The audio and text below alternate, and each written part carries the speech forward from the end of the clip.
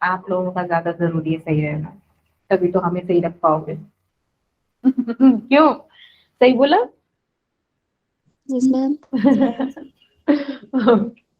हाँ, तो हमारा कल कहाँ तक हो गया था बताइए? कहाँ तक हो गया था कल हमारा? Boyle's law yes ma'am. हो गया था ना, बॉयल्स लॉ हमारा। Yes ma'am. चलो, यस मैम। तो पहले मैं थोड़ा सा पूछ लूं आप लोगों से, फिर हम पढ़ेंगे, फिर हम आगे बढ़ते हैं अपना चार्ल्स को। ठीक है, फिर पढ़ेंगे हम अपना चार्ल्स को। ठीक है।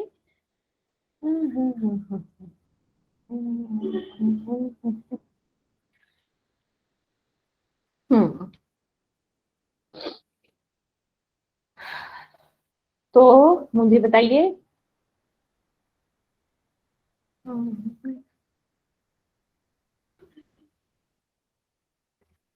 मैं शेयर कर देती हूँ मैं।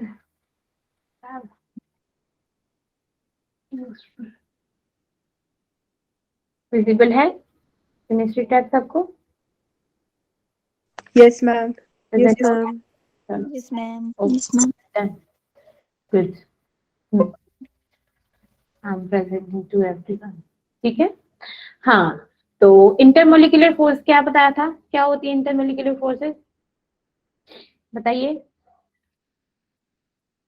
The forces of attraction and repulsion between atoms or molecules. Very good. London force, London force क्या होती है, लंदन फोर्स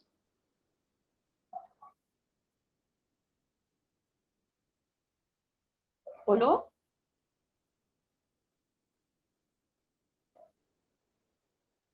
क्या होते हैं, अरे बताओ।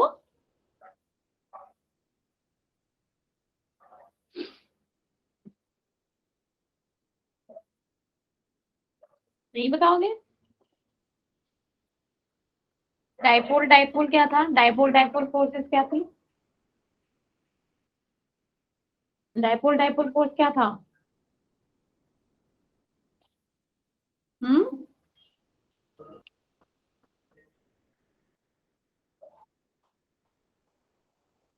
अब जवाब क्यों नहीं दे रहे हो? आवाज आ रही है मेरी?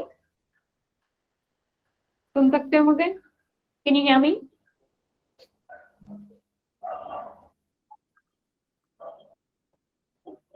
Shivani, Bhumika, Poonam, Tanvi, yes,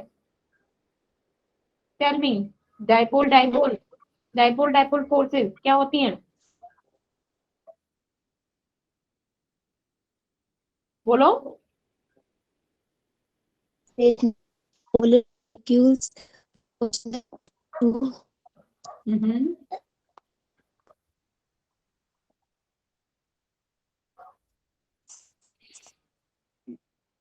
Interaction energy between stationary polar molecule as in soil is proportional to 1 upon r square. R square. R cube है। आर क्यूब है। तो रिंकी आप बताइए मुझे, लंदन फोर्सेस के बारे में बताइए मुझे। Good evening Natasha, London forces के बारे में बताइए, बोलो, बोलो जल्दी। Atom and non-polar molecule are electrically hmm, sim, uh, symmetrical and have no dipole moments because their electronic charge. आप पढ़ रहे हो क्या, रीड कर रहे हो कहीं से? Yes, ma'am. क्योंकि समझ आ रहा है, when you said Yes, ma'am. symmetrical ना, समझ आ रहा है that you were reading from somewhere। मैंने बोला जो लंदन फोर्सेस हैं उसको अपने शब्दों में बयां करो, जैसे मैंने समझाया था वैसे बोलो। क्या होते हैं London forces? Linika, can you tell me बेटा?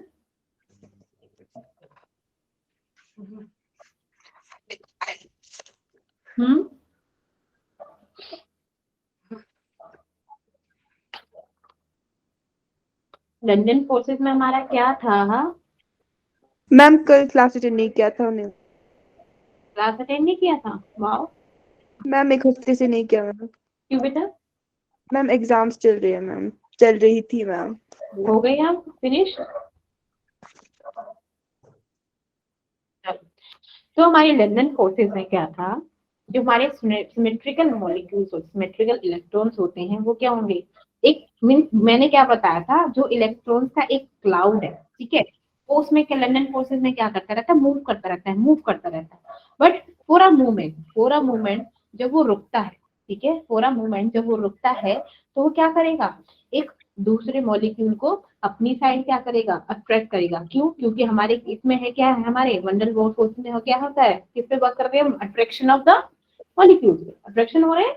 तो हमारा क्या होगा, जो पूरा मूवमेंट जहां पर भी वो रुकेगा मॉलिक्यूल, वो दूसरे मॉलिक्यूल को अपने साइड क्या करेगा, अट्रैक्ट करेगा, और उसके साथ क्या होगा, पॉजिटिव नेगेटिव का एक बॉन्ड बनाएगा for a short period of time, ठीक है।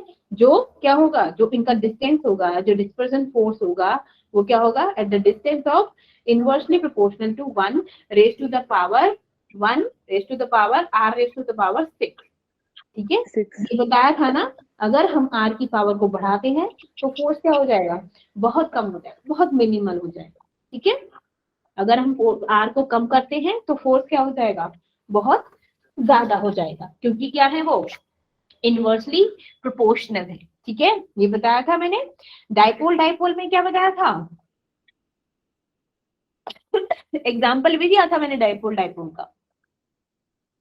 क्या था डाइपोल के एग्जाम्पल बच्चे?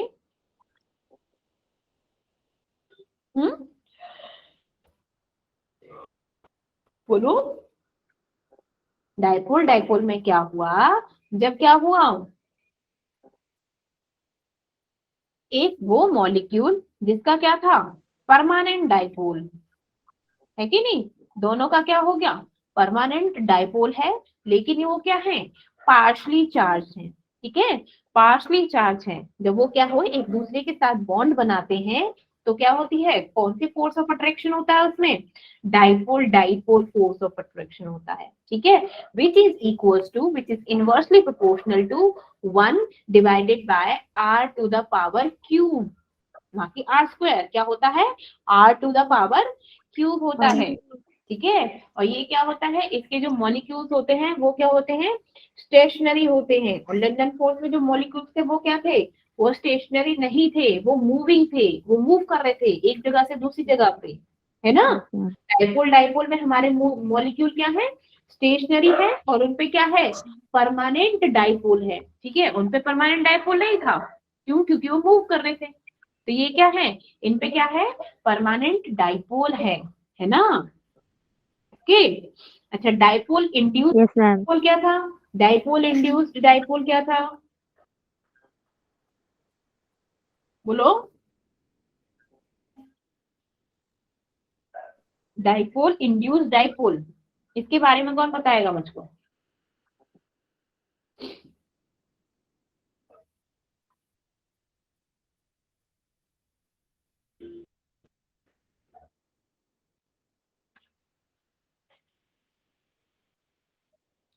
डाइपोल इंड्यूस्ड डाइपोल में क्या था, एक ऐसा मॉलिक्यूल था जिसका परमानेंट डाइपोल था, स्ट्रॉन्ग था, लेकिन दूसरा क्या था, उसका परमानेंट डाइपोल था, लेकिन क्या था, थोड़ा सा लैग कर रहा था, ठीक है, लैग कर रहा था। वो मीन्स उसमें इच्छा तो थी पढ़ने की, लेकिन क्या हो गया, पढ़ने का मन नहीं था उसका, ठीक है, पढ़ना चाहता था, दिमाग है पर मन नहीं है, वो बात थी। तो इसमें क्या हो गया, एक का परमानेंट स्ट्रॉन्ग डाइपोल, दूसरे का क्या था, लैकिंग था। तो स्ट्रॉन्ग वाले ने वीक को क्या हुआ, अट्रैक्ट किया, और क्या बना दिया, एक बॉन्ड फॉर्म कर दिया, है ना। तो उसने क्या किया, डाइपोल इंड्यूस्ड मीन्स उसने क्या किया, उसको अपनी साइड खींच लिया, है ना। तो ये क्या होता है, डाइपोल इंड्यूस्ड डाइपोल फोर्स, ठीक है। अब हाइड्रोजन बॉन्ड क्या था, हाइड्रोजन बॉन्ड क्या था, ऐसे बहुत सारे एटम्स और मॉलिक्यूल हैं जिनका क्या होता है, हाइड्रोजन से ज्यादा क्या होता है, डाइपोल मूवमेंट होता है, ठीक है, इलेक्ट्रॉन। तो वो क्या करते हैं, वो हाइड्रोजन के साथ एक बॉन्ड बनाते हैं, लाइक ऑक्सीजन का हो गया, फ्लोरीन का हो गया, क्लोरीन का हो गया, है ना। तो ये क्या बनाते हैं, हाइड्रोजन के साथ मिलके हाइड्रोजन बॉन्ड बनाते हैं। ठीक है, ये बताया था मैं। फिर उसके बाद क्या बताया था, थर्मल एनर्जी। थर्मल एनर्जी क्या होती है, क्या होती है thermal The energy? ener- the thermal energy is the energy of a body due to motion or movement of its atom and molecule. Very good. जब हमारे क्या होते हैं, like body of the atoms और मॉलिक्यूल मोशन में होते हैं तो क्या होता है, हमारा टेम्परेचर इंक्रीज होता है। तो इससे क्या हो गया हमारा, यस रिंकी, यस रिंकी।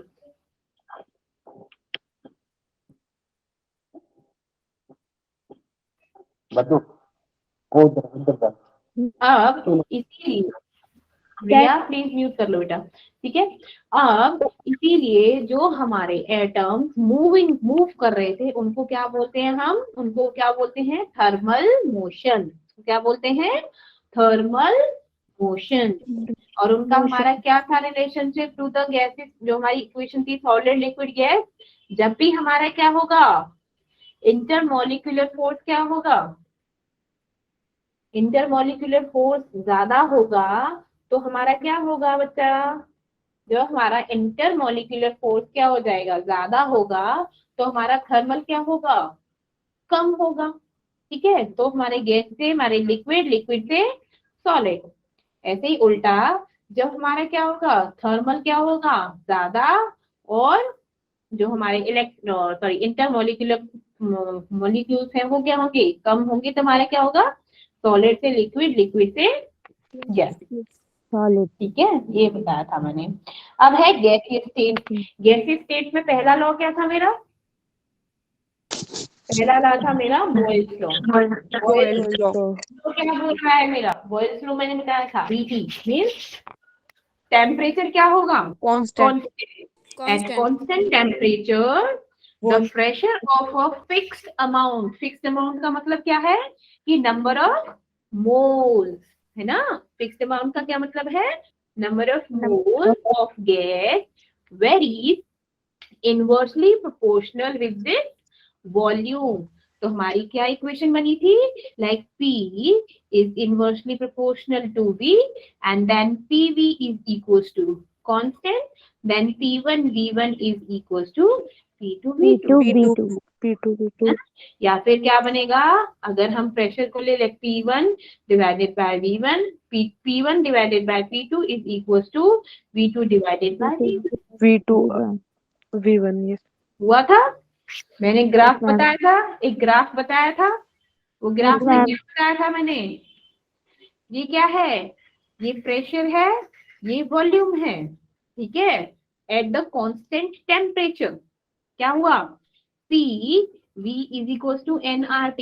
होता है कि नहीं होता, चलो ये तो इनके बारे में बात नहीं करते, P और V। लेकिन क्या है, टेम्परेचर। तो जब प्रेशर बढ़ेगा तो टेम्परेचर भी क्या होगा, बढ़ेगा। माना कि कांस्टेंट है बट स्टिल अगर मैं टेम्परेचर भी लूं तो हमारा जब बढ़ेगा तो हमारी क्या बनेगी, ये बनेंगे हमारे आइसोथर्म। ये क्या है, इनको क्या बोलते हैं, आइसोथर्म। तो इसमें क्या होगा, higher the pressure higher the temperature, है ना। तो हायर द टेम्परेचर, तो जिसका ज्यादा टेम्परेचर होगा वो क्या होगा, लाइक मैंने बोला ये T1 है, ये T2 है, ये T3 है। तो टेम्परेचर किसका ज्यादा है, T1 का। T1 का टेम्परेचर ज्यादा है, means T1 is greater than T2 is greater than T3। क्यों, क्योंकि जब जब प्रेशर बढ़ा तब तब हमारा टेम्परेचर भी क्या है, बढ़ेगा। इसलिए ज्यादा प्रेशर ज्यादा temperature, that's why T1 is greater than T2 is greater than T3। Next we have, अगर हमने क्या बनाया, P V is equal to constant. अब मैंने इसको ये भी लिख सकता P1/V। ठीक है, अब जब मैंने ग्राफ बनाया तो P को मैंने क्या ले लिया, y एक्सिस पे ले लिया, और V को मैंने x एक्सिस पे ले लिया। ठीक है, तो ये 1/V है, ये P है। अब मैं जब इसकी एक स्ट्रेट लाइन इक्वेशन बनाऊंगी, that PV is equal to constant, और P क्या है x, V क्या है y। y is equal to constant. अब आप लोगों ने वो सुनी है ना, mx is equal to constant, जो लाइन की एक सिंगल इक्वेशन होती है लाइन की, तो क्या होता है, एक स्लोप बनता है इस टाइप से, ये होता है स्लोप। ठीक है, तो वो क्या कहना चाह रहा है कि जैसे जैसे स्लोप बढ़ा वैसे वैसे डिपेंड करता है हमारे थीटा पे। ये क्या है हमारा थीटा।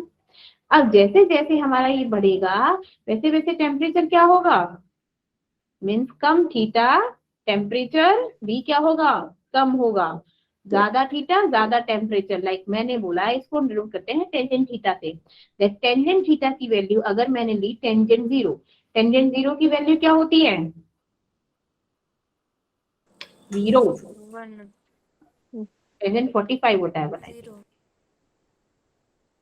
ठीक है, और टेंजेंट 30 हो गया लाइक 1/√3, और टेंजेंट 45 हो गया 1।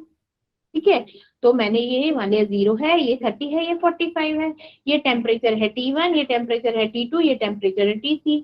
तो which temperature is greater then greater, T1 is greater than T2 is greater than T3, है ना, है या नहीं? क्यों? क्योंकि थीटा जिसका बड़ा टेम्परेचर उसका बड़ा, थीटा इसका बड़ा है टेम्परेचर T1 का, फिर छोटा, फिर सबसे छोटा। तो ये क्या हो गया, टेम्परेचर प्रेशर एंड वॉल्यूम का relationship in the Boyle's law. समझ आया? Yes ma'am. चलो अब नेक्स्ट क्या था हमारा, नेक्स्ट कौन सा लॉ था, दैट इज चार्ल्स लॉ। अब चार्ल्स लॉ क्या कहता है भाई, चार्ल्स लॉ क्या बोल रहा है Charles law, At constant pressure, सी से ले लो, सीपी। ठीक है, सी तो मीन्स पी मीन्स यहाँ पर कांस्टेंट क्या होगा, pressure, ठीक है। pressure. क्या कह रहा है कि पहले तो ये बताओ, जैसे हमारा क्या है कि हमारा constant temperature sorry constant pressure होता है। अगर मैं पूछूं कि हम टेम्परेचर को किस में मेजर करते हैं, तो टेम्परेचर को किस में मेजर करते हैं, टेम्परेचर को केल्विन में लेते हैं ना बेटा। ठीक है, तो इस टेम्परेचर स्केल को क्या बोलते हैं, केल्विन टेम्परेचर स्केल या फिर एब्सोल्यूट टेम्परेचर स्केल। ठीक है, या फिर इसको क्या बोलते हैं, एब्सोल्यूट टेम्परेचर स्केल। ठीक है, और जो केल्विन स्केल होता है, जो केल्विन स्केल ऑफ टेम्परेचर, उसे बोलते हैं हम थर्मोडायनामिक स्केल। क्या होता है, केल्विन स्केल को क्या बोलते हैं हम, थर्मोडायनामिक स्केल ऑफ टेम्परेचर। और कहाँ पे यूज होता है हमारा, साइंटिफिक वर्क्स में यूज होता है। ठीक है, अब बात करते हैं हमारे चार्ल्स लॉ की। अब हमारा चार्ल्स लॉ क्या कहता है कि एट द कांस्टेंट प्रेशर, क्योंकि प्रेशर ही तो कांस्टेंट होता है, एट द कांस्टेंट प्रेशर, अब क्या हो गया हमारा, the fixed mass of gas at constant pressure, fixed mass of gas is directly proportional to its absolute temperature. Absolute temperature क्या होता है, 273.15 डिग्री। ठीक है, ठीक है, तो क्या Yes. होगा यहाँ पे है, तो वॉल्यूम किसके डायरेक्टली प्रोपोर्शनल होगा, टेम्परेचर के। तो जैसे जैसे वॉल्यूम बढ़ेगा वैसे वैसे क्या होगा, टेम्परेचर भी बढ़ेगा, बढ़ेगा कि नहीं बढ़ेगा, है ना। तो जैसे हमने पहले किया था कि हम ले ले इक्वेशन, क्या ले ली हमने, इक्वेशन ले ली, like V1 is equals to like V1 divided by V2। तो इसको क्या कर सकते हैं हम, T1 divided by T2। और क्या लिख सकते हैं हम इसको, like V divided by T is equals to constant लिख सकते हैं ना, या फिर इसको ऐसे लिख सकते हैं, V like constant and T लिख सकते हैं कि नहीं लिख सकते। Yes, ma'am. ठीक है, अब वॉल्यूम ऑफ कांस्टेंट क्या डिटरमाइन करेगा, लाइक प्रेशर ऑफ गैस, कितना अमाउंट का यूनिट वॉल्यूम इसने एक्सप्रेस किया है। ठीक है, अब देखो, अब मैं बात करती हूँ इसके ग्राफ। ठीक है, मैंने कोई ग्राफ बनाया, ठीक है, किसमें ले लिया, इसमें प्रेशर तो हमारा कांस्टेंट है, वॉल्यूम ले लिया, और टेम्परेचर किसमें है, केल्विन में। ठीक है, तो अब इक्वेशन अगेन क्या बनेगी हमारी इसमें, लाइक वो क्या था, PV is equal to nRT। ठीक है, प्रेशर कांस्टेंट है, ठीक है, तो वॉल्यूम क्या हो जाएगा, volume is directly proportional to T हो जाएगा, ठीक है, या फिर v divided by t is equal to constant हो जाएगा, और v क्या है हमारा x एक्सिस पे है, और t क्या है हमारा, सॉरी v हमारा y एक्सिस पे है और t हमारा x एक्सिस। जब y is equal to x is equal to y हो जाएगा तो हमारा क्या हो जाएगा, इस टाइप से बन जाएगा, ठीक है। तो यहाँ से मैंने क्या हुआ, यहाँ से डॉटेड, फिर यहाँ से ऐसे, अब डॉटेड का भी चक्कर बताऊंगी क्यों लिया ऐसे, ठीक है। जैसे मैंने अब यहाँ पे ले लिया है लाइक प्रेशर, यहाँ पे ले लिया मैंने, चलो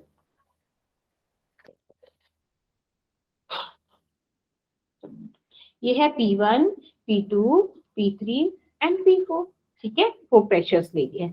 अब जो टेम्परेचर है वो केल्विन में है, तो जब प्रेशर होता है तो हमारी गैसेस का क्या होता है, जो हमारा जीरो पे, जैसे हमारे क्या होंगे, हम डॉटेड लाइन हमारी एक पॉइंट पे मीट करेगी, ठीक है, जैसे ये स्लोप है आगे चल के मीट करेगा, जिस पॉइंट पे मीट करेगा वो होगा -273.15, ठीक है। और जो ये लाइंस है इनको क्या बोलेंगे, जब प्रेशर है तो प्रेशर से क्या होता है, आइसोबार होता है कि नहीं होता, इन लाइंस को क्या बोलते हैं हम, आइसोबार, इन लाइंस को क्या बोलेंगे हम, आइसोबार। देखो जब हमारी गैसेस एक सारी गैसेस हमारी एक सिंगल पॉइंट पे जाके मीट कर रही हैं, तो जो यहाँ पर क्या होगा, हमारी गैसेस का कोई भी वॉल्यूम नहीं होगा, ठीक है, ठीक है। तो जहाँ पे क्या बोलेंगे, जहाँ पे the temperature at which gases are suppose to occupy zero volume, तो उसे क्या बोलते हैं हम, एब्सोल्यूट जीरो, उसे क्या बोलते हैं हम, एब्सोल्यूट जीरो।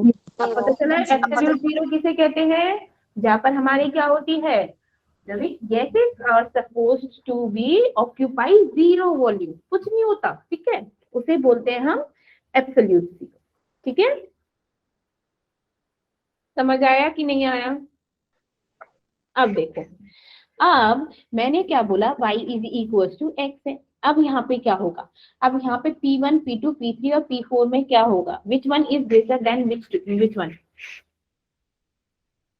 तो यहाँ पे क्या है, पहले इक्वेशन देखो, ये वॉल्यूम है, ये टेम्परेचर है, जैसे जैसे वॉल्यूम बढ़ेगा वैसे वैसे टेम्परेचर बढ़ेगा, लेकिन वॉल्यूम और P और V का क्या है, कुछ देख सकते हो आप, जैसे जैसे प्रेशर बढ़ेगा, जैसे जैसे वॉल्यूम बढ़ेगा वैसे वैसे प्रेशर भी बढ़ेगा, क्या घटेगा, बोलो, अरे सिंपल इक्वेशन है, ये है PV is equal to nRT, ठीक है। अब V है और T है, तो इसको nR डिवाइडेड बाय P कर सकते हैं कि नहीं कर सकते, nR डिवाइडेड बाय P कर सकते हो, मान लो ये कांस्टेंट है, ये तो कांस्टेंट को ले लीजिए।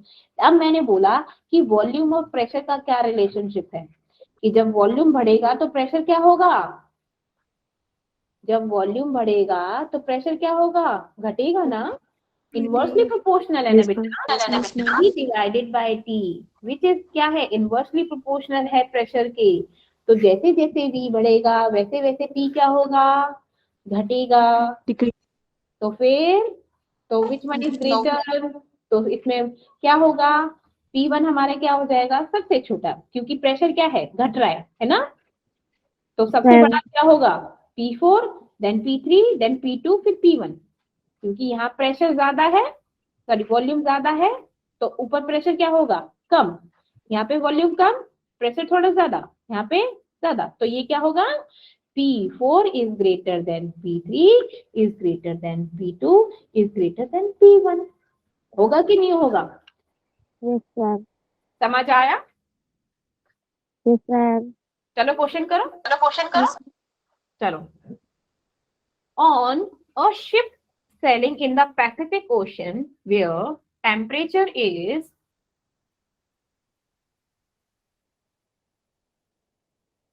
on ship sailing in Pacific Ocean where temperature is 23.4, क्या है टेम्परेचर, 23.4 डिग्री, ठीक है। A balloon is filled with 2 litre air, means ये वॉल्यूम दे दिया एक तरीके से, ठीक है। नेक्स्ट है कि what will be the volume of balloon, what will be the volume of balloon when the ship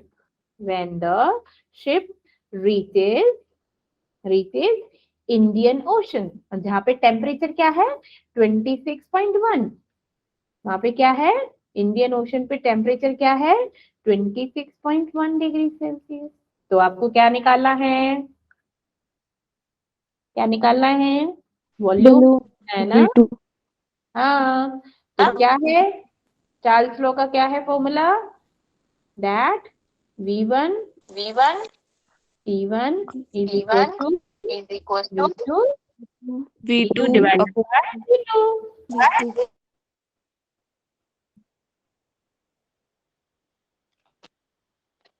V2 divided by T2 निकालो, V2 आपको निकालना है, तो V2 क्या हो जाएगा, like V1 T2 divided by T1, निकालो V2। सिंपल सा फॉर्मूला बता दिया, बस पुट करना है। टेल मी, डिग्री सेल्सियस है, पहले उसको केल्विन में कन्वर्ट करना पड़ेगा, 23.4 डिग्री सेल्सियस, उसको केल्विन में करो, दोनों में। केल्विन में करने के लिए क्या करोगे, क्या करते हैं, टेम्परेचर को केल्विन में कन्वर्ट करने के लिए हम क्या करते हैं, डिग्री सेल्सियस दे रखा है तो 273 प्लस में डिग्री सेल्सियस, ये निकल गया केल्विन। बोलो,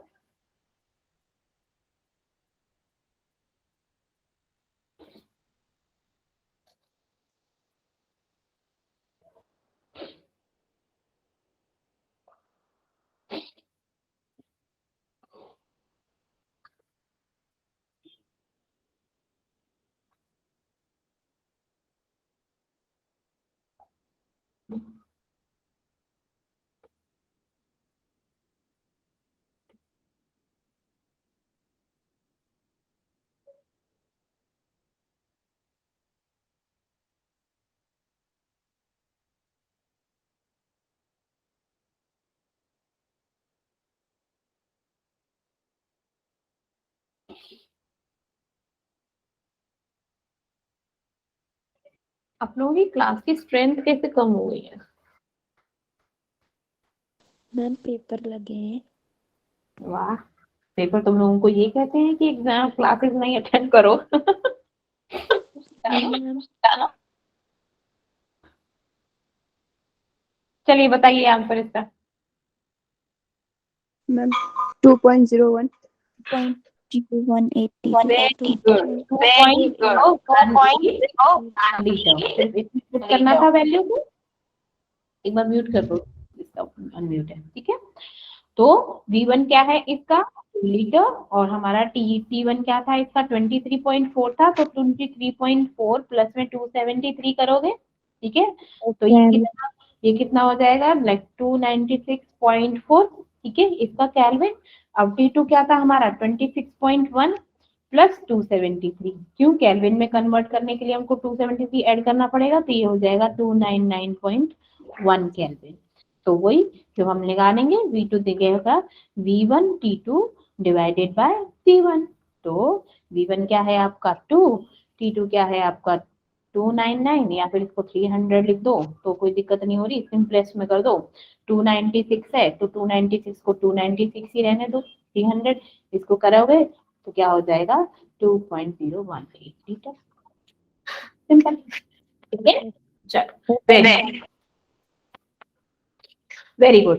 तो अब नेक्स्ट है हमारा, नेक्स्ट लॉ है दैट इज गे-लुसैक्स लॉ, ठीक है। गे-लुसैक्स लॉ, ये क्या कह रहे हैं, गे-लुसैक्स लॉ ने क्या बोला, ये आप लोग पहले भी पढ़ चुके हो। इसमें क्या हुआ, इसमें प्रेशर और टेम्परेचर क्या होंगे, कांस्टेंट है ना। Let constant volume, pressure of a fixed amount of gas varies directly with the temperature. Oops, sorry, वो दूसरा है, एवोगैड्रो। Gay-Lussac में क्या होगा, वॉल्यूम कांस्टेंट होगा, सॉरी इसमें क्या होगा, वॉल्यूम कांस्टेंट होगा, लाइक गवर्नमेंट के नॉर्म जीओवी Gay-Lussac में हमारा क्या होगा यहाँ पे वॉल्यूम कांस्टेंट। ठीक है,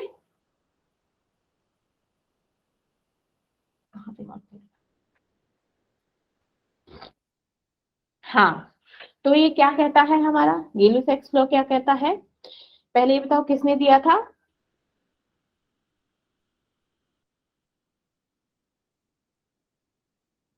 आप लोगों ने देखा होगा जब नॉर्मल है हम क्या कहते हैं, जैसे हम लोग क्या होता है कि हम ऐसे हमारा गर्मियों में टायर्स होते हैं या फिर टायर्स पाइप लगा लो, ठीक है, तो पाइप तो क्या होता है जब पड़ा होता है गर्मियों में ऐसे ही बाहर पड़ा होता है तो उसमें से ब्रेकआउट से हो जाते कि नहीं हो जाते, है ना, फट जाते हो पाइप, तो क्यों हो जाता है, क्योंकि उसमें क्या हो जाता है टेम्परेचर और प्रेशर, क्योंकि प्रेशर बढ़ा टेम्परेचर बढ़ा तो उसका क्या प्रेशर भी बढ़ गया, इसलिए क्या हो गया बर्स्ट हो गया।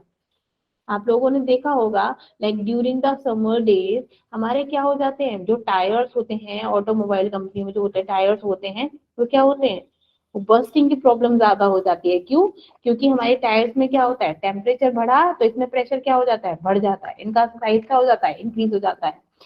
और एज कम्पेयर टू विंटर्स में क्या हो जाता है, वो जब हमारा टेम्परेचर कम हुआ तो प्रेशर भी क्या हो गया कम हो गया, ठीक है ना, तो क्या हो गया उसमें भी जो टायर का साइज था वो क्या हो जाता है कम हो जाता है। तो ये टेम्परेचर ये Gay-Lussac लॉ किसने बोला था, जोसेफ Gay-Lussac ने बोला था, उन्हें क्या और क्या बोलते हैं उस नोन एज Gay-Lussac लॉ। ये क्या कहता है, at constant volume at constant volume the pressure of a fixed amount of gas, है ना, the pressure of a fixed amount रहेगा ना, fixed amount of gas varies directly, है ना, directly with the yes with the temperature के साथ क्या होगा डायरेक्टली प्रोपोर्शनल होगा, कैसे, like PV is equal to NRT. अब हमने क्या किया, जब वॉल्यूम को हमने कांस्टेंट कर दिया, नंबर ऑफ मोल्स पे तो फिक्स है, आर हमारा यूनिवर्सल कांस्टेंट है, तो पी क्या हो गया डायरेक्टली प्रोपोर्शनल टू टी। अब इसे कैसे लिख सकते हैं, P divided by T is equal to constant, लिख सकते हैं ना, है ना, लिख सकते हैं। चलो अब हम आगे क्या करेंगे, इसको ऐसे क्या और कैसे लिख सकते हैं इसको, वही P1 is equals to P2 T2, ठीक है, विच इज हमारे क्या है कांस्टेंट के इक्वल है, ठीक है। अब P हमारा क्या है डायरेक्टली प्रोपोर्शनल टू T। अब हम इसका ग्राफ बनाते हैं, अब इसका ग्राफ बनाएंगे तो हम क्या करेंगे, हमने ग्राफ बनाया किसका बनेगा हमारा प्रेशर और टेम्परेचर का, वॉल्यूम हमारा कांस्टेंट है, लेकिन हमने क्या देखते हैं PV is equal to N R T P N V. अब यहाँ पे हमारा मान लो ये टी है, ठीक है, तो P इसको हम ऐसे लिखते हैं P is equal to T by V, लिख सकते हैं, ठीक है, या फिर P divided by T is equal to 1 by V, लिख सकते हैं कि नहीं लिख सकते। तो यहाँ पर कहने का क्या मतलब, प्रेशर और वॉल्यूम का हमारा क्या हो गया, प्रेशर और वॉल्यूम का क्या रिलेशनशिप हो गया कि जैसे जैसे प्रेशर बढ़ेगा वैसे वैसे वॉल्यूम क्या होगा डिक्रीज कम होगा, जैसे हमने उसमें किया था पहले वाली ग्राफ में, अगर हमने जैसे जैसे प्रेशर बढ़ा वैसे वैसे क्या हो गया वॉल्यूम क्या हो जाएगा डिक्रीज हो जाएगा, ठीक है। अब हमने जब इक्वेशन बनाई P divided by like x is equal to y है इसमें भी, तो हमारी क्या बन गई इस टाइप से ही बनेंगी, लाइक सेम पॉइंट पे हमारी जीरो पे मीट कर जाएंगी सारी की सारी लाइनें, ठीक है ना, लेकिन ये किसके रिस्पेक्ट पे बनेंगी volume, like V1 V2 V3 and V4, है ना, बनी। अब इन लाइंस को हम क्या बोल सकते हैं, इनको बोलते हैं हम आइसोकोर्स, इनको क्या बोलते हैं बच्चा आइसोकोर्स। इससे पहले वाली लाइंस को क्या बोलते थे आइसोबार यस, वेरी गुड। जहाँ पे प्रेशर को लिया था कांस्टेंट, उनको क्या बोले थे? आइसोबार। और उसमें बॉयल्स लॉ में टेम्परेचर था, यहाँ पे टी था ना, तो आइसोथर्म। प्रेशर हुआ तो आइसोबार, वॉल्यूम हुआ तो आइसोकोर। ठीक है, टेम्परेचर हुआ तो आइसोथर्म, प्रेशर हुआ तो आइसोबार, और वॉल्यूम हुआ तो आइसोकोर। ठीक है, तो इन लाइंस को क्या बोलते हैं हम? आइसोकोर। ठीक है, अब हमारा क्या हुआ था? सेम, अगर जब प्रेशर बढ़ रहा है तो वॉल्यूम क्या होगा? कम होगा। तो वॉल्यूम कम होगा तो क्या होगा? लो, हमने प्रेशर ही बढ़ा रहा है तो वॉल्यूम क्या होगा? V1 is less than V2 is less than V3 is less than V4. Understood? Yes ma'am, समझ आया यस मैम, अच्छे से? Yes ma'am. बस एक ही बच्चे की आवाज आ रही है। चलो, अब नेक्स्ट है हमारा एवोगैड्रो लॉ। नेक्स्ट क्या है आपका? Avogadro law. अब एवोगैड्रो लॉ क्या कहता है? बोलो, किसने दिया था? कब दिया था? 1811 में दिया था। इटालियन साइंटिस्ट थे। कौन थे? Italian scientist. क्या नाम था? Avogadro, Amedeo Amedeo Avogadro. ठीक है, उन्होंने क्या किया? उन्होंने डिफरेंट डिफरेंट गैसेस को क्या हुआ? कंबाइन किया at the same temperature and pressure, जो क्या करते हैं? इक्वल क्या होगा? मॉलिक्यूल होते थे। बताया था ना, फर्स्ट यूनिट में कराया था ना बच्चा? यस ठीक है, मैम। तो यहाँ पे क्या हो गया? हमारा क्या कांस्टेंट होता है यहाँ पे? Temperature and pressure.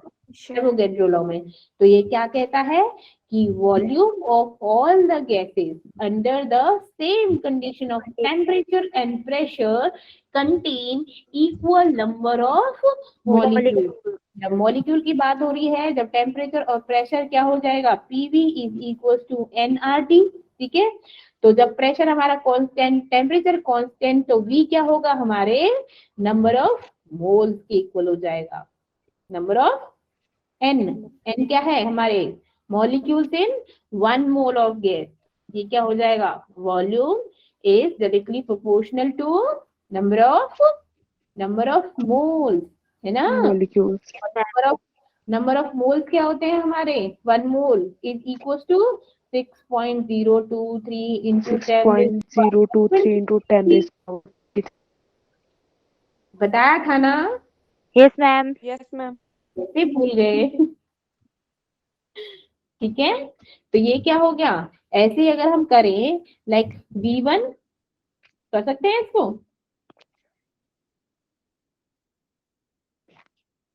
अभी नहीं, बाद में बताती हूँ इसका। ठीक है, अब देखो, अब इससे हम क्या कर सकते हैं? आपको पता है हमारा स्टैंडर्ड टेम्परेचर और प्रेशर पे क्या होता है? हमारा वॉल्यूम क्या होगा?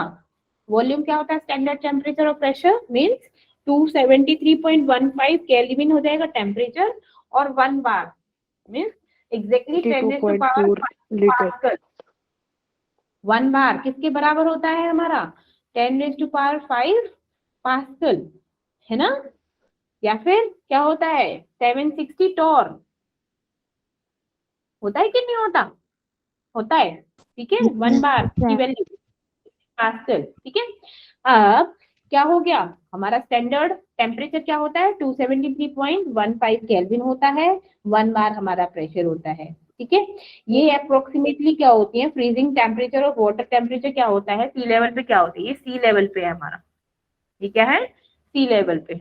ठीक है, अच्छा चलो, और लाइक वॉल्यूम पूछू तो वॉल्यूम क्या होगा? आइडियल गैसेस का वॉल्यूम होता है 22.7 मोल, लीटर पर मोल। ठीक है, लीटर पर मोल ऐसे होता है। ठीक है, अब मैंने आपने इसमें पे सीख लिया that volume is directly proportional to mole. अब आपको पता है कि नंबर ऑफ मोल्स कैसे निकालते हैं? कौन बताएगा? नंबर ऑफ मोल्स कैसे निकालते हैं? मैंने बोला कार्बन डाइऑक्साइड पे नंबर ऑफ मोल्स निकालो ऑफ कार्बन, तो कार्बन का क्या होता है? 12 divided by total molar mass. ये कितना हो जाएगा 44। तो कार्बन के नंबर ऑफ मोल्स निकल जाएंगे ना, कितने नंबर ऑफ मोल्स हैं। तो क्या होता है, mass divided by molar mass होता है ना। Yes ma'am. तो एम हो गया मास, मोलर मास होता है M, capital M. Mass of the gas, ये हो जाएगा mass of the gas under investigation, and M हो जाएगा हमारा मोलर मास। अब जब हम ना एन हमारा m डिवाइडेड बाय m है, तो का हम क्यों ना हम उसको पुट कर दें, कर सकते हैं ना। तो v is equal to m divided by m, और लास्ट के हमारे सारे क्या थे, हमारे कांस्टेंट थे कि नहीं। अब जब हमने रीअरेंज किया, लाइक m को यहाँ पर लेके आए, तो m हो गया m divided by v N के। अब पता है मास डिवाइडेड बाय वॉल्यूम क्या होता है, मास ओवर वॉल्यूम क्या होता है, ये आप लोगों ने बताया था, डेंसिटी सुना है। Yes ma'am. यस तो फिर मैम। बता कितने हो, तो मास ओवर वॉल्यूम क्या हो गया, डेंसिटी। तो m हो जाएगा like m divided by v की है, तो ये हो जाएगा d and constant, like molar mass किसके बराबर हो जाएगा, हमारे डेंसिटी के। मोलर मास किसके बराबर होगा बच्चा, डेंसिटी के, डेंसिटी ऑफ द गैस के। ठीक है, तो हमारी जो डेंसिटी होती है वो किसके प्रोपोर्शनल होती है, हमने क्या देखा, that density is directly proportional to the molar mass of gas. ठीक है, ओके, चलो याद आया। अच्छा, अब नेक्स्ट है हमारी आइडियल गैस इक्वेशन। क्या है, आइडियल गैस इक्वेशन। अब आप जानते हो आइडियल गैस इक्वेशन में कौन कौन से होते हैं, हमारे तीन होते हैं। कौन कौन से, A B C, A B C. A for Avogadro law, है ना, A for Avogadro law, B for Boyle's law, Boyle's law. C for Charles law, होता है ना। अब एवोगैड्रो लॉ क्या बोलता है, एवोगैड्रो लॉ क्या बोलता है मेरा, कि वॉल्यूम है वो डायरेक्टली प्रोपोर्शनल टू क्या है, नंबर ऑफ मोल्स है कि नहीं। अब बॉयल्स लॉ क्या बोलता है, कि जो वॉल्यूम है वो इनवर्सली प्रोपोर्शनल है किसके, प्रेशर के, है ना, यही तो बोलता है। अब चार्ल्स लॉ क्या बोलता है, चार्ल्स लॉ क्या बोलता है, कि V है वो डायरेक्टली प्रोपोर्शनल है T के, क्या है, डायरेक्टली प्रोपोर्शनल है T के। अब इन सबको क्या करेंगे, राइट राइट साइड और लेफ्ट हैंड साइड को मल्टीप्लाई करो तो क्या हो जाएगा, कॉमन ले लो, that V is directly proportional to NT divided by P, कर दिया, NT divided by P। अब हम क्या लिख सकते हैं, अब जितनी भी गैसेस की बात कर रहे हैं उनमें एक चीज कांस्टेंट थी, वो क्या था, R क्या था हमारा, universal constant, that V is equals to R NT divided by P, लिख सकते हैं इसको। ठीक है ना, R क्या हो गया, एक प्रोपोर्शनैलिटी कांस्टेंट हो गया। ठीक है, अब मैंने जब इस इक्वेशन को और सॉल्व किया तो ऐसे लिख सकते हैं, like PV is equal to NRT, लिख सकते हैं कि नहीं लिख सकते। या फिर R को मैं क्या लिख सकती हूँ, R को क्या लिख सकती हूँ मैं, PV डिवाइडेड बाय NT, लिख सकती हूँ। Yes ma'am. R क्या हो गया मेरा, Yes, ma'am. R क्या हो गया बच्चा, universal Universal gas constant. Universal gas constant. अब मेरे को ना इस R की वैल्यू निकालनी है, ये तो आइडियल गैस इक्वेशन निकल गई। अब मेरे को इस R की वैल्यू निकालनी है, तो आप लोगों को वैल्यूज तो पता ही है, जो मैंने अभी अभी बताई थी कि इसकी वैल्यू इतनी। प्रेशर क्या होती है, प्रेशर, स्टैंडर्ड टेम्परेचर और प्रेशर कितना होता है पास्कल में, कौन बताएगा, 10⁵ पास्कल होता है कि नहीं होता। Yes, ma'am. वॉल्यूम सी लेवल पे तो क्या करते हैं, 22.7 लीटर पर मोल होता है कि नहीं, यस मैम। इंटू 10⁻³ ठीक है, उसको लीटर की जगह हमने मीटर क्यूब में ले लिया। ठीक है, अब है N, ये क्या होता है, नंबर ऑफ मोल, दैट 1 मोल होता है ना, 1 मोल इज इक्वल टू 6.023। तो Q 6.023, सीधा 1 मोल लिख लो। इनटू में टेम्परेचर क्या था, 273.15 था। Yes, ma'am. जब आपने इस इक्वेशन को सॉल्व किया तो हमारे पास एक वैल्यू आई लाइक 8.314। अब ये क्या है, बार, बार है, ये क्या है, लीटर, लीटर है कि नहीं? Yes, ma'am.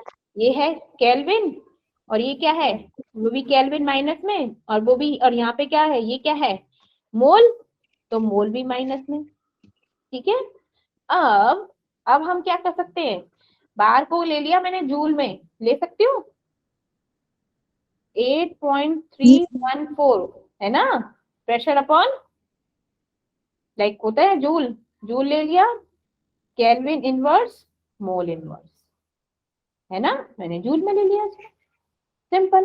तो ये आर की वैल्यू क्या आती है, 8.314 जूल केल्विन, या अपॉन में लिख दो केल्विन पर मोल, पर केल्विन मोल।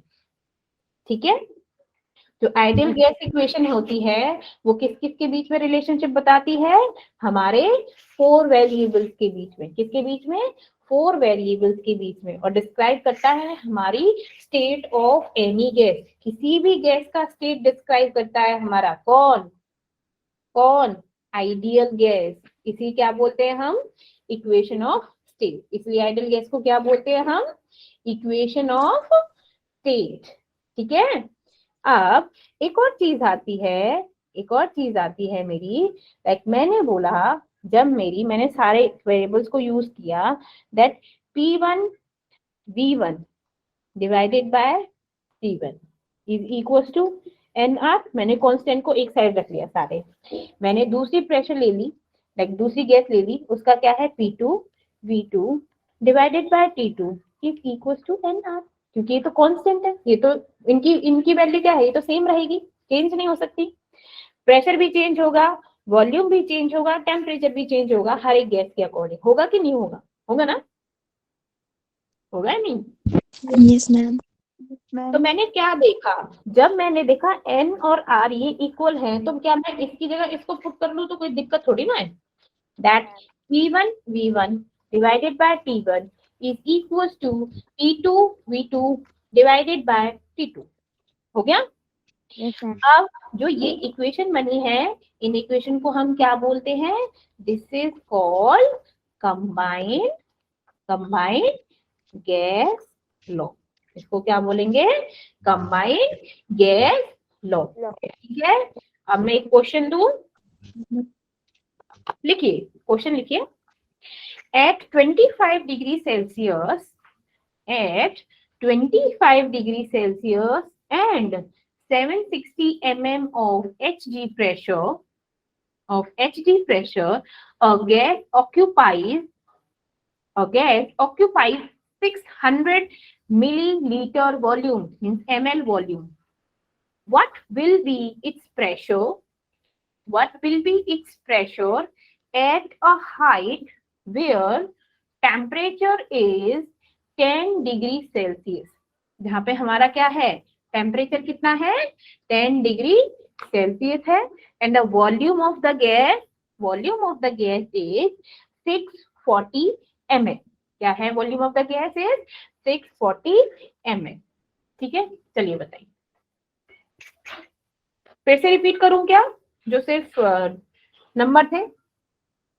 Yes, ma'am. Yes, ओके, जो हमारा प्रेशर है लाइक P1 है वो है 760 mm, ठीक है, 760 mm ऑफ Hg, ठीक है, जो वॉल्यूम है V1 है वो है 600 ml, ठीक है, V1 है 600 ml। जो टेम्परेचर दे रखा है वो दे रखा है, एक टेम्परेचर दे रखा है 25 डिग्री सेल्सियस, ठीक है, और दूसरा टेम्परेचर दे रखा है 10 डिग्री सेल्सियस, ठीक है, और जो V2 दे रखा है वो दे रखा है 640 मिलीलीटर ml, V2 दे रखा है 640 ml, ठीक है। अब आपको बताओ, बताइए क्या निकालना है, क्या निकालना है हमको, तो बताइए, निकालिए।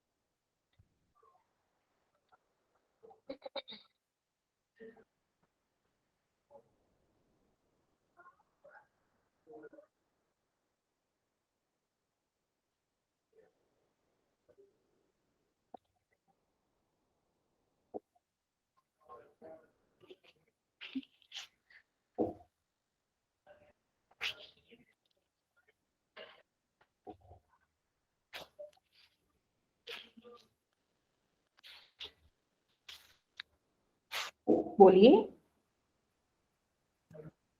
Yes Franky. 676.6 mm Hg.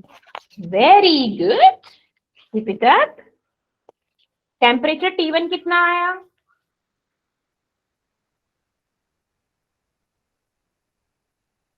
Temperature T1 क्या है?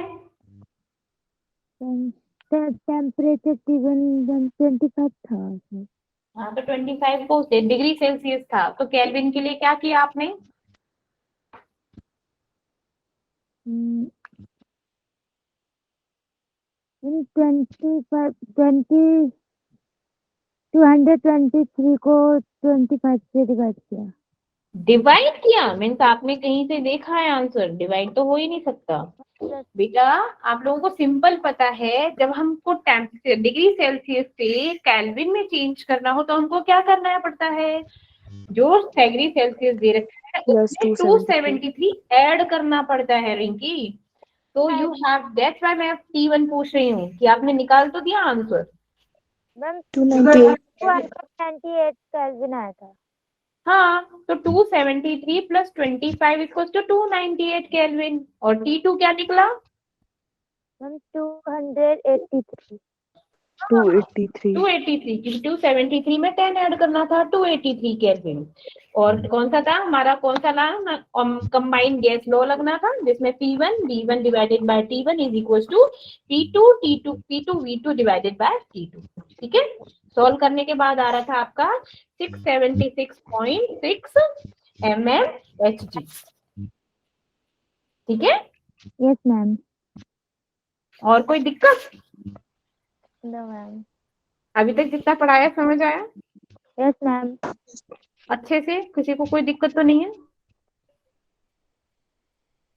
चलो वेरी गुड। अब आप लोगों की क्लास है।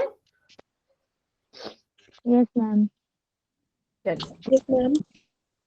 आप अपनी क्लास अटेंड कीजिए।